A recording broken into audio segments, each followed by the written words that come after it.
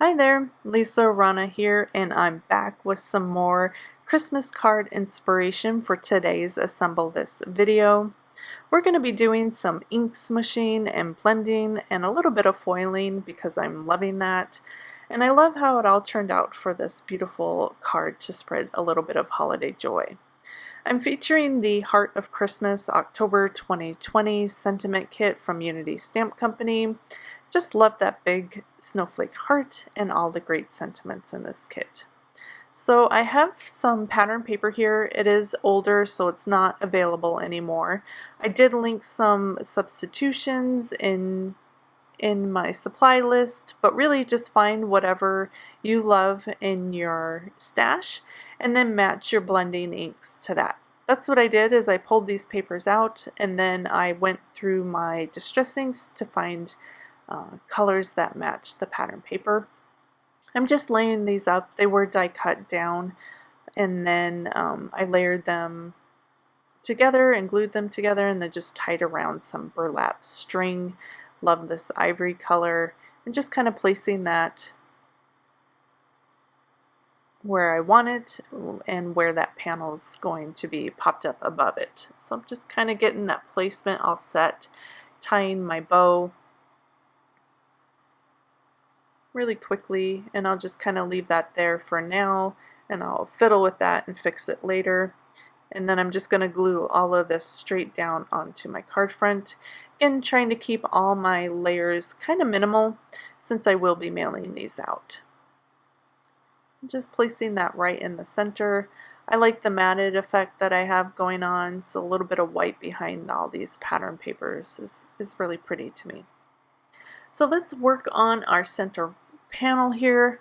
I have my image already stamped out, just using some Nina Solar White 80-pound cardstock, my go-to for pretty much everything. And I'm going to use some bundled sage. I put that down on a glass mat. This happens to be a leftover from a microwave that we got rid of, and it's working out pretty great. I put that bundled sage down on the glass mat, added some water, used that acrylic sheet to kind of pick up the ink and place it where I wanted it, and then I also flipped that cardstock around and smushed it into the leftovers on the glass mat as well. As you can see, I'm doing this in multiple layers. The ink does not move as well on the Nina Solar White cardstock. I know this, and I still do it. It works out in the end. I have some fixes to make it look pretty. The paper gets pretty wet, gets pretty soft. Again, I know all of this, and I still do it because I still think it works. And so we did the bundled sage, and now I'm going to do a little bit of that frayed burlap. Just kind of adds the vintage look I'm going for, kind of grunges it up a bit and matches a bit of that craft color that we have going on in the pattern paper. So this is looking like a pretty hot mess, but I know in the end it's gonna turn out pretty. Don't give up. Just keep going. And I added a little bit of that frayed burlap over the sentiment because I wanted it to not pop so starkly against the background. So I keep going, adding a little bit more frayed burlap and smashing that paper into the leftovers on the glass mat until I get a pretty good coverage. As you can see, there's lots of white left over. I'm okay with that. Again, I have a fix. I just wanted the look of the smooshing. It's kind of watercolor-ish, has lots of depth and texture to it that I really like. So once that was completely dried, I'm going to blend on some of that bundled sage over the top, kind of fill in the leftover white parts, and just a slight coverage over the ink smooshing. I don't want to cover up the ink smooshing too much because I do like the effect. It has this cool texture to it and look that I don't want to lose. And then last, I'm going to use some more of that frayed burlap to create the vignette look. Again, darkening the edges and kind of giving it some depth while keeping the center lighter.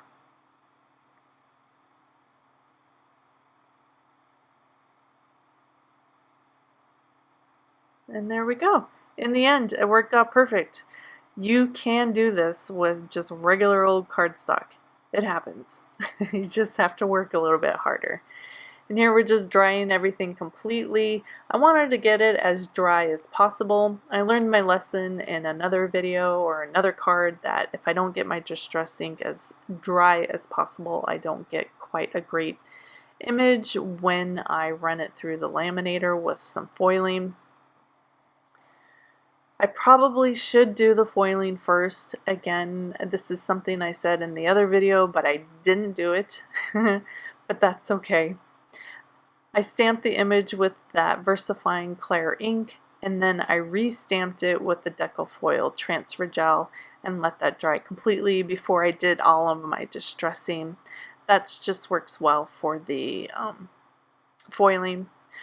I think I had a lot of water involved in this particular project, so maybe that kind of affected the foiling. I don't know, but it worked out. I don't mind. It's got this nice grungy look to it. I'm going to add some white splatters over the top. That is some unicorn spray ink, or you could just use some acrylic paint, mix it with water and splatter that over the top. Let that dry completely, and then I'm going to mat it with the skinniest little bit of white pattern paper, or I'm sorry, white cardstock.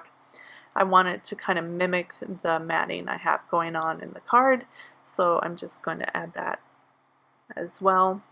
Line that up and then trim off the side here. I want it to match the edge of the card.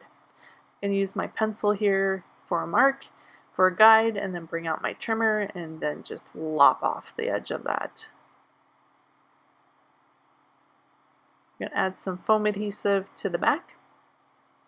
Slide that in underneath the bow and then just get that into the placement there. I just love this mottled look. I don't know, it just really kind of tickles my fancy. I just like the way the ink smooshing looks behind that blended ink as well. Just going to add a sentiment over the top.